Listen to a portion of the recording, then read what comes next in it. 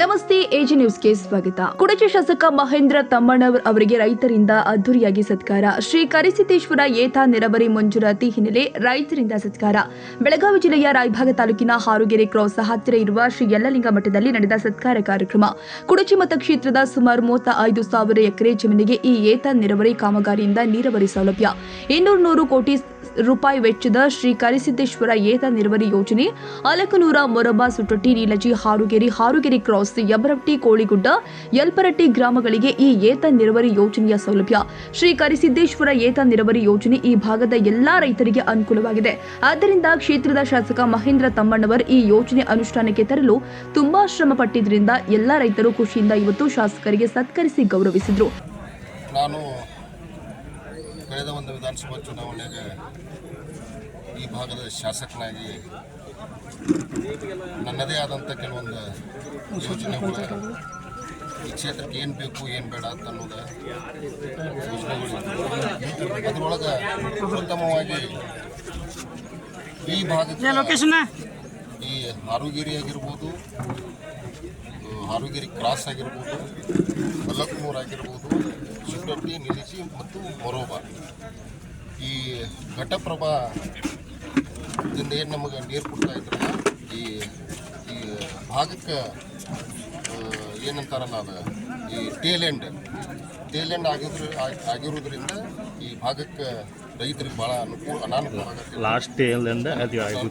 ಆಗತ್ತಿತ್ತು. ಮತ್ತು ಈ ಭಾಗದ ರೈತರು ಕೂಡ ನಮಗೆ ನೀವು ಶಾಸಕರಾಗಿ ಆಯ್ಕೆಯಾದ್ರೆ ಈ ಒಂದು ಭಾಗಕ್ಕೆ ನೀರಾವರಿ ಸೌಲಭ್ಯಗಳನ್ನು ಏನಾದರೂ ಒಂದು ಕೊಡ್ರಿ ಅನ್ನೋ ಮತ್ತು ಭಾಳ ರೈತರು ಹೇಳಿದರು. ಈ ಒಂದು ಕಾರಣಕ್ಕೆ ಈ ಭಾಗದ ಏನೋ ರೈತರ ಆಶೀರ್ವಾದ, ಈ ಭಾಗದ ಎಲ್ಲ ದೇವತೆಗಳ ಆಶೀರ್ವಾದ ಇವತ್ತು ಮೊನ್ನೆ ಬಜೆಟ್ನಲ್ಲಿ ಅನೌನ್ಸ್ ಆಗಬೇಕಾಗಿತ್ತು. ಬಜೆಟ್ನಲ್ಲಿ ಯಾಕೆ ಅನೌನ್ಸ್ ಆಗಲಿಲ್ಲ ಅಂತಂದರೆ ಬಜೆಟ್ ಗಾತ್ರ ಭಾಳ ದೊಡ್ಡದಿತ್ತು. ಅದನ್ನು ಬೇರೆ ಒಂದು ಕ್ಯಾಬಿನೆಟ್ ಪಾಸ್ ಮಾಡಿ ಕೊಡ್ತೀವಿ ಅಂತ ಹೇಳಿ ಅಂದ್ಕೊಂಡಾಗ ಮೊನ್ನೆ ಕ್ಯಾಬಿನೆಟ್ಟಾಗ ಪಾಸ್ ಆಗೈತಿ. ಆ ಪಾಸ್ ಆದ ಆರ್ಡರ್ ಕಾಪಿನೂ ತಾವೆಲ್ಲ ನೋಡಿರಬೇಕು. ವಿಶೇಷವಾಗಿ ಇನ್ನೂ ನಮ್ಮದು ಈ ಕರಿಸಿದ್ದೇಶ್ವರ ಜಾತಿ ನೀರಾವರಿ ಒಂದೇ ಅಲ್ಲ, ಇನ್ನೂ ಆರೋಗ್ಯ ಜ್ಯೋತಿ ಅಂತೇಳಿ ಅಲ್ಲಿ ಒಂದು ಡಿ ಪಿ ಆರ್ ಮಾಡ್ತಿದ್ದೀವಿ.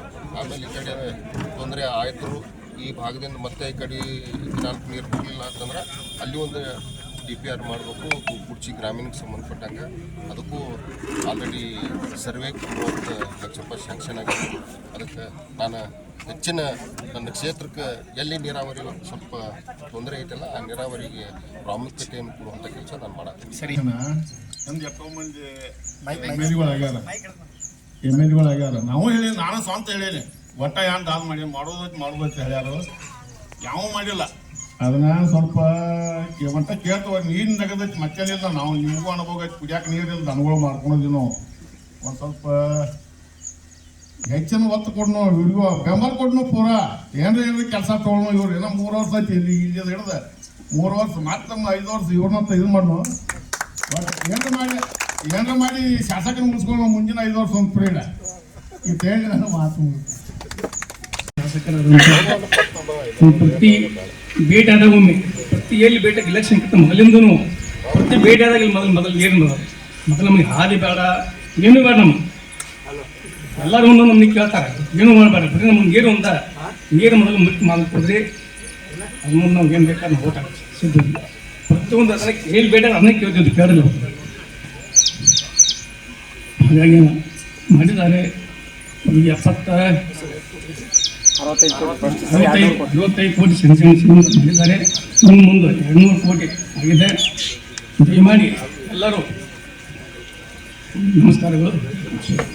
ಈ ಸಂದರ್ಭದಲ್ಲಿ ಬ್ಲಾಕ್ ಕಾಂಗ್ರೆಸ್ ಅಧ್ಯಕ್ಷ ಪ್ರದೀಪ್ ಹಾಲ್ಗುಣಿ, ಭೀಮು ಬದನಿಕಾಯ್, ಶ್ರೀಶೈಲ್ ಮುಡಶಿ, ಸಿದ್ದಪ್ಪ ಹಾಡಕರ್, ವಿಠಲ್ ಹಳ್ಳೂರ್, ಸುಕುಮಾರ್ ಸೌದತ್ತಿ, ಚಿದಾನಂದರವರ ಮುಡಶಿ, ವಾಳೇಶ್ ಹಾಡ್ಕರ್, ಕರೇಪ್ಪ ಹೂಗಾರ್, ರವಿ ಲಾಳಿ, ಶಂಕರ್ ಹಾಡ್ಕರ್, ಮಲ್ಲಪ್ಪ ಲಾಳಿ, ನಾರಾಯಣ ಹಾಡ್ಕರ್ ಸೇರಿದಂತೆ ಇನ್ನೂ ಹಲವಾರು ರೈತರು ಉಪಸ್ಥಿತರಿದ್ದರು. ವರದಿ ಸಿದ್ದರಾಮಗೌಡ ಪಾಟೀಲ್, ಏಜ್ ನ್ಯೂಸ್, ರಾಯಭಾಗ.